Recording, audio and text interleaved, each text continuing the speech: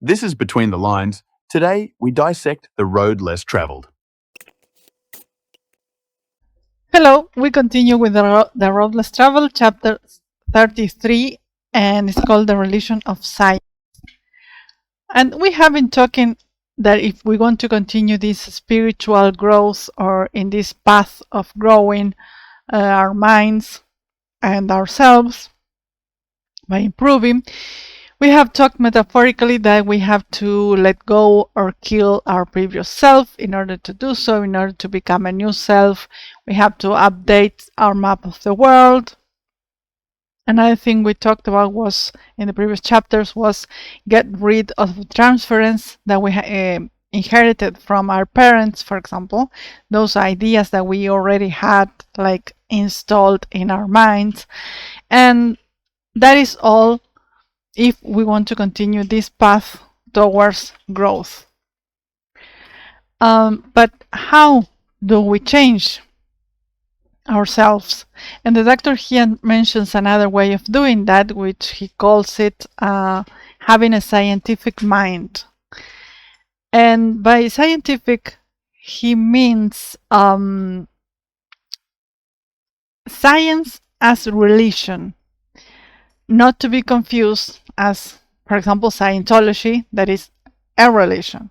No, he talks about having this mindset of questioning everything, being kind of skeptical and asking why is that and why should or why I am believing in that and how could I do differently. But first of all, we have to understand what is our current thinking in order to question that and to maybe change or maybe not. Maybe you question about the things that you currently believe in and you decide to keep that thought in mind or that belief in your mind as part of yourself. But there are some things that might probably have to change in order for you to become another person or to become this better version, as we call it, of yourself. So having a scientific mind or acting as a scientist, again, which is asking questions, experimenting, and then when you, for example, it's not just experimenting or just taking blindly what other scientists have said, is passing through your own filters, your experimentation, your repetition of things in order to have your own laws of how the world works. That is why you have, for example, because sometimes it is confused. I work a lot with this scientific method way of thinking and doing things in companies. And sometimes they say, oh, but I have to experiment. So that's the way they approach to scientific thinking. And that is one part only. But when you experiment on things and you, through repetition, you get the result you want continuously or in a repeatable manner, then you have some kind of recipe, quote unquote. So you say, I have this process and I know if I follow this process, I will have this result all the time. For example, if I use, I don't know, 100 grams of flour to make a cake, I know the cake will be the same size all the time. Of course, there are several factors, right? But this is how you, through repetition, you have your own processes, your own laws, you could say your own principles or your own certainties that the process will have a certain result. And experimentation is for finding different approaches, maybe to improve that thing you want to do, or maybe finding another ones. So you have to have these two things working together. It's not just experimentation, it's not just repeating things, right? And all the time you have to question, how can I do this better? What if something in this particular way could be improved, could be different, could be done using and other materials, that kind of thing. So it's not only about, as I said before, taking blindly, because I see a lot this nowadays. People say, "Oh, I listened that in a podcast, and they say that this, and this. This scientist said this, and this, and I follow him blindly, and I repeat whatever they say." Or I read this book, for example, like in our case, we are reading The Road Less Traveled. I encourage you to read it and get your own conclusions from it, because I'm just passing the things that I'm reading through my own filters, and you should do through yours.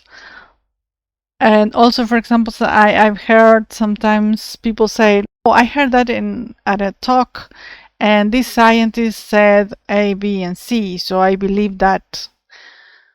But have you experimented that? Have you tried that process? Have you gone through the same experiment with the same variables, and have you find that that's the way that you want to do things in life?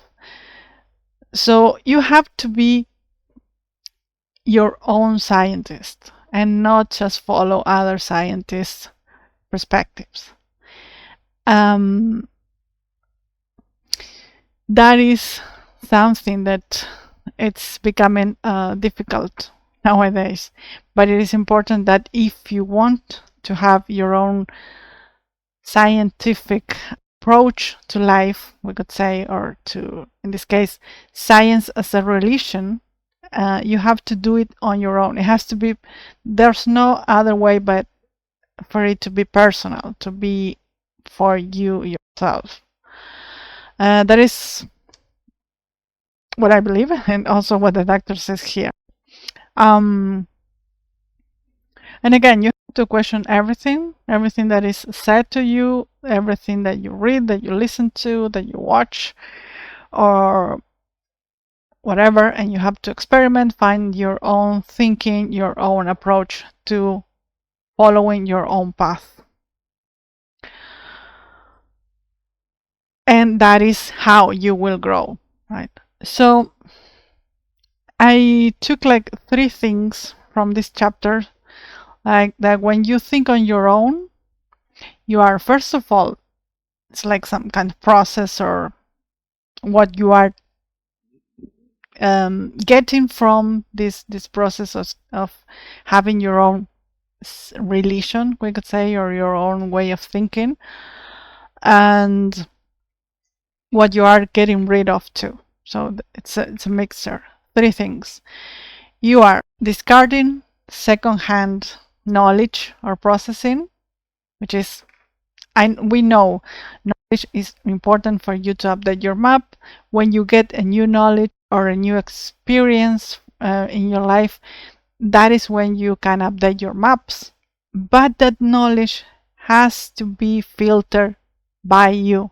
It has to be processed by you in order for it to really work in your life, right? To become your own reality.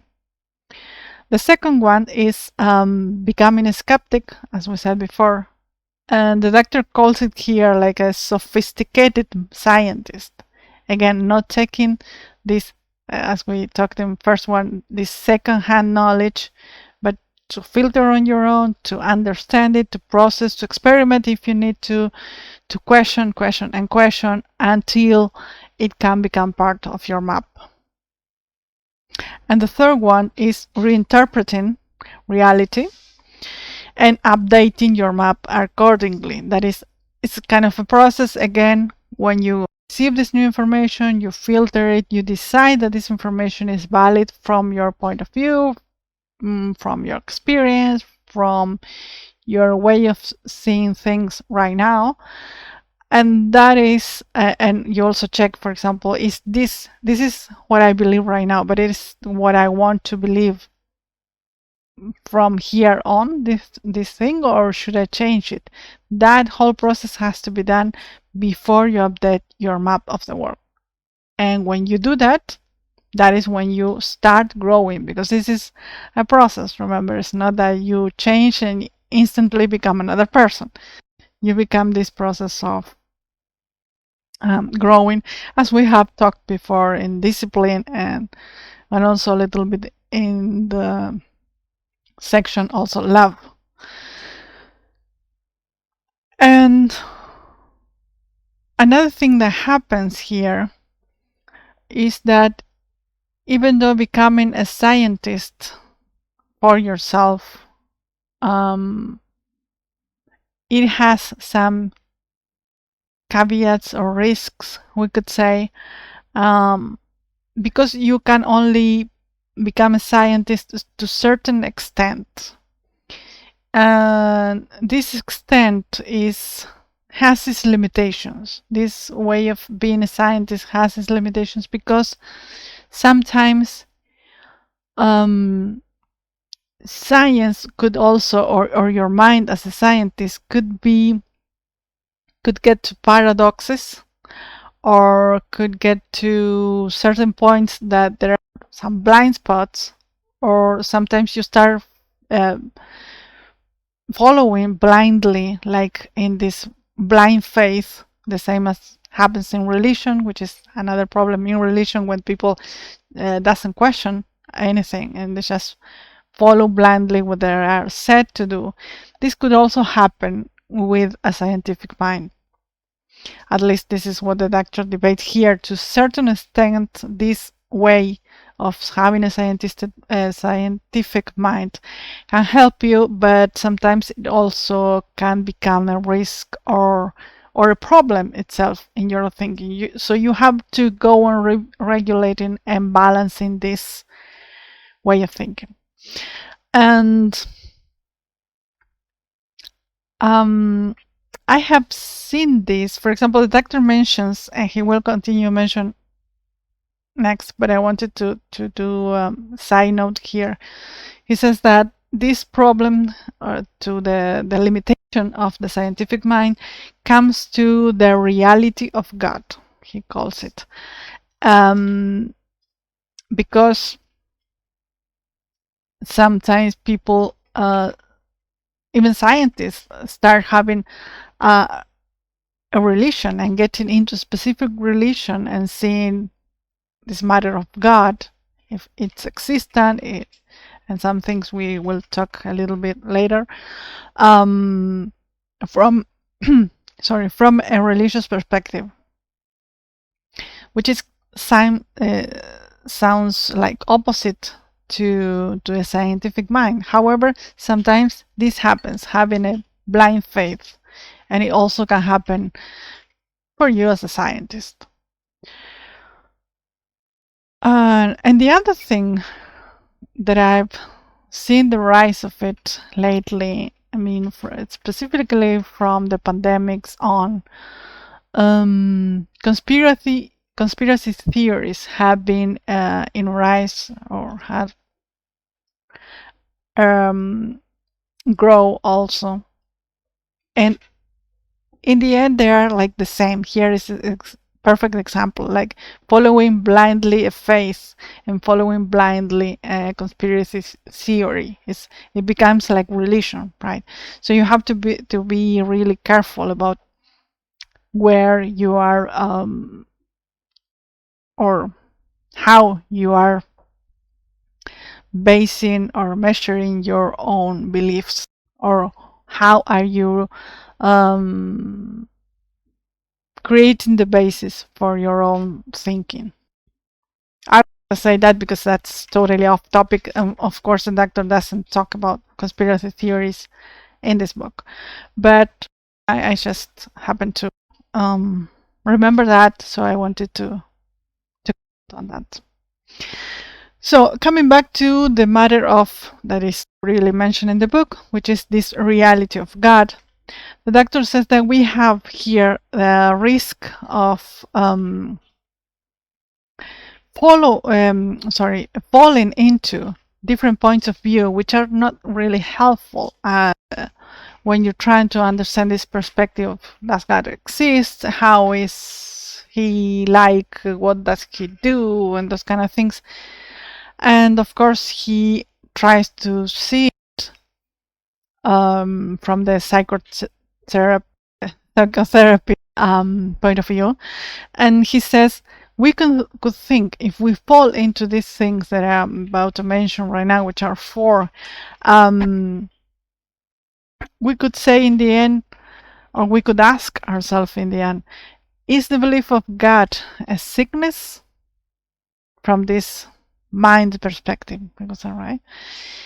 So he says we could approach, or we have the risks of falling into dogmatism if we think about God. And this dogmatism is the unquestionable truth is X. And we know because our religion says so, or because we think that God is in a certain way, certain high, he lives in certain places. Everything you think about God is unquestionable. That is dogmatism. And that is how stars and inquisitions and so many wars, sorry, I said stars, I meant wars and inquisitions and all those kind of quarrels happen when apparently, if you are, and that is the second point, hypocrisy, when apparently if you are a religious person, you shouldn't be helpful unless, I don't know, the religion doesn't treat hate as a sin, but most of them do. So you become like this hypocrite, like a two-faced person regarding God. On one side, I go to church, I am the most loving person in the world, but I look outside or I go out of the church and then I become a mess, right? Or however it is that you call it, a sinner, etc.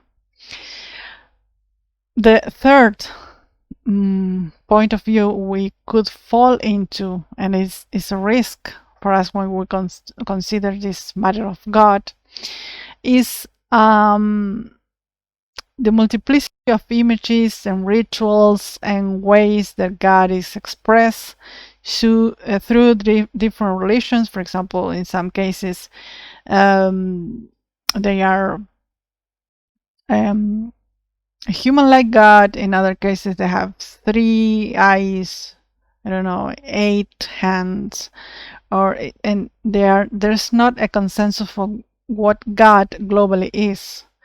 There are different ways.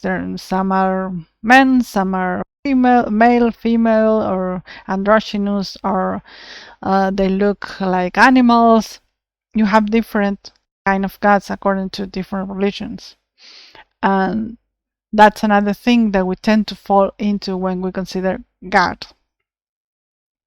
And of course, the fourth one is that we could, for example, this tends to happen for atheists that don't believe in God, and they believe that God is the produce of ignorance, superstition, or rigidity that is by humans, and that is a social construction or it's an illusion. And ultimately, you could call it, if it's an illusion, you could say it's a psychopathology, right? So we could see, and he mentions only these 4 types of way you can see it. Maybe you have your own, so comment if you want. So in the end, we could say, okay, should we believe in God? What is the psychotherapeutical way of approaching it? Is believing in God a sickness of the mind?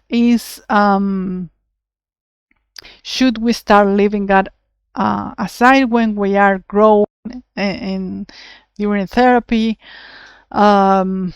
Should we stop believing in God completely? Should we change? Should we not change?